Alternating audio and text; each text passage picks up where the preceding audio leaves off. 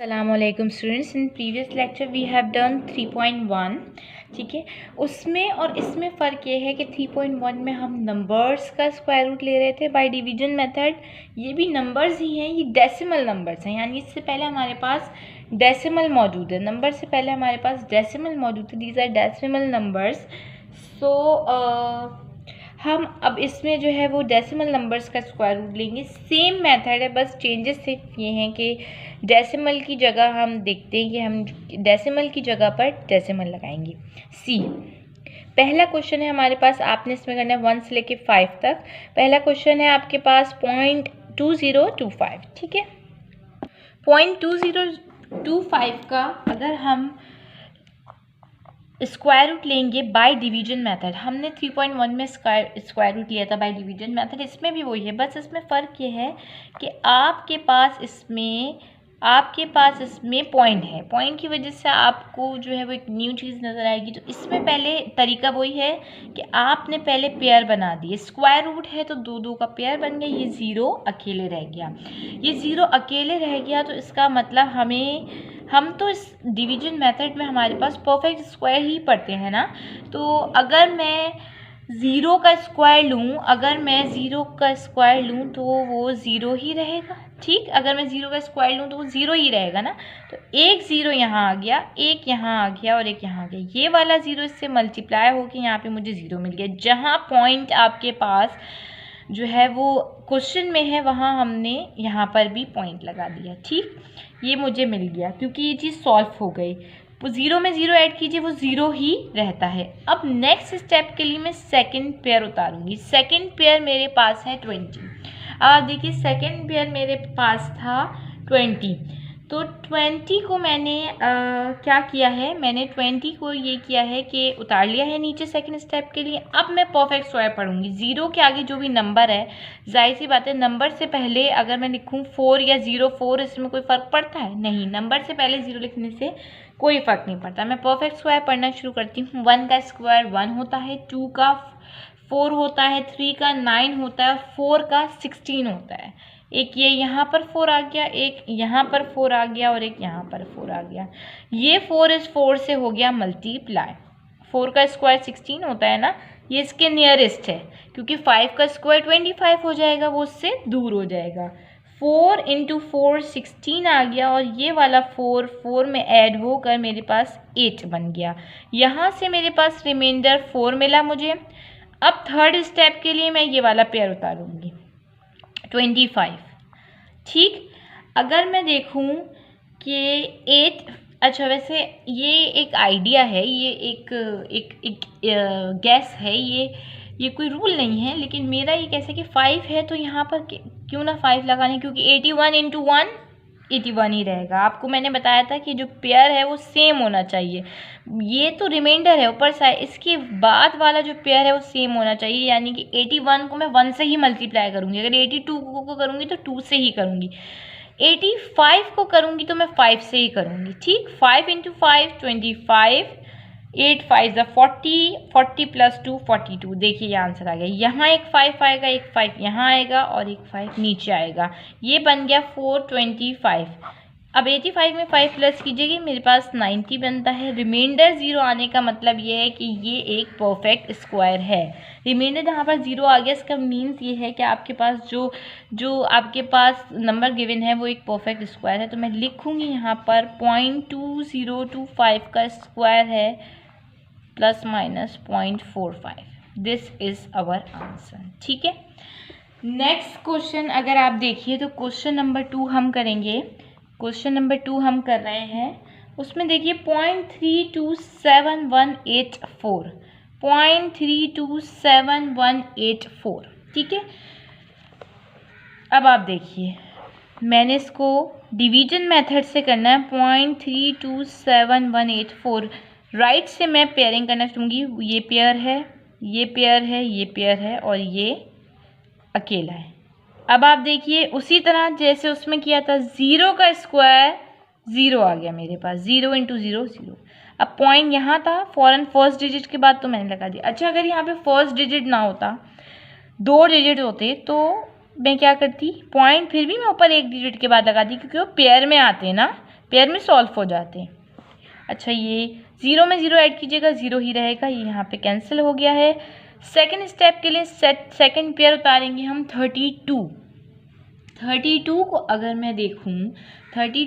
मैं देखूँ तो आप इसको इस तरीके से देखिए बेटा कि 32 के नियरेस्ट परफेक्ट स्क्वायर पढ़ना शुरू कीजिए। 1 का 1, 2 का 4, 3 का 9, 4 का 16, 5 का 25, 6 का स्क्वायर होता है 36 और 5 का होता है 25। तो 36 बड़ा है, मैं 25 लूँगी।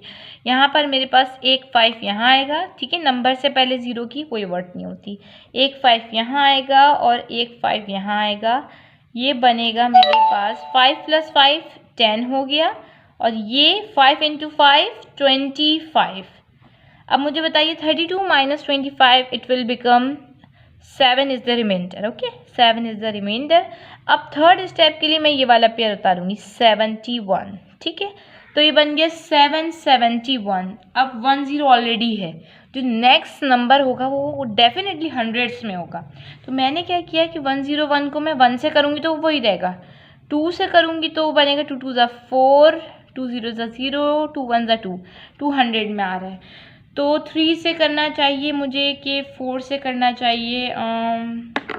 अगर मैं 4 से करके देखती हूँ, 104 × 4, 4 × 4 16, 1 एज इट इज़, 4 0 = 0, ये 1 ऊपर से रिमाइंडर आया है, 4 1 = 4, 416 आंसर आ रहा है। चलिए मैं इसको 6 से करके देखती हूँ, 6 × 6 36, ये 3 आ गया है, 6 1 = 6, अभी भी ये स्मॉल आ रहा है जी। फिर किससे देखूँ, 107 × 7, 7 × 7 49, देखिए 7 0 = 0 और 4 मेरे पास ऊपर से आ रहा है, 7 × 1 749, ये है मेरे पास सबसे नियरेस्ट। तो मैंने यहाँ पे भी एक 7 लिखा है, यहाँ पे भी एक 7 लिखा है और यहाँ पर भी एक 7 लिखा है, और आंसर आ रहा है 749।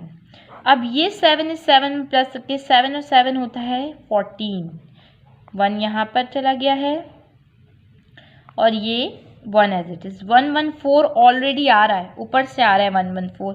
यहाँ पे देखिए अगर मैं देखूँ तो मेरे पास 771 में से 49 को अगर मैं माइनस कर दूँ तो मेरे पास आंसर आता है 22 जी, बिल्कुल। अब देखिए पहले मैंने 0 लिया था, फिर 32 लिया है, फिर 71 लिया है, अब लास्ट स्टेप के लिए मैं 84 लूँगी, ठीक है। अब आप देखिए ये 114 ऑलरेडी है, इसके आगे अगर मैं 1 भी लगाती हूँ तो वो 1000 में जाएगा, यानी 1000 बन जाएगा। अगर मैं 2 लगाऊँ तो देखिए ये भी 2 है, तो मैंने ऐसे ही एक अपने गैस के तौर पर 2 से मल्टीप्लाई किया है, तो 2 × 2 4, 2 × 4 8, 2 × 1 2, 2 × 1 2, देखिए एक्यूरेट आंसर आ गया। यहाँ एक 2 है, यहाँ एक 2 है और यहाँ एक 2 है। स्टेप ख़त्म होने का मतलब हरगिज़ भी ये नहीं है कि आप इसको ऐड नहीं करें, आप इसको ज़रूर ऐड करके यहाँ पर आंसर लिखिएगा। तो अब इसका आंसर आएगा, बेटा इसके मार्क्स होते हैं, आप इस तरह से अगर नहीं लिखेंगे ना कि 0.327184 का स्क्वायर रूट का आंसर 0.572 आया, तो इसका आपका अगर 5 नंबर का क्वेश्चन है तो आपके ज़रूर 0.5 या 1 मार्क्स तो कटेगा। आंसर लिखने के मार्क्स होते हैं, मैथ्स में हर स्टेप के आपके पास मार्क्स होते हैं, ठीक है। अच्छा, क्वेश्चन नंबर 3 आपके पास, क्वेश्चन नंबर 3 होमवर्क है, 4 भी होमवर्क है।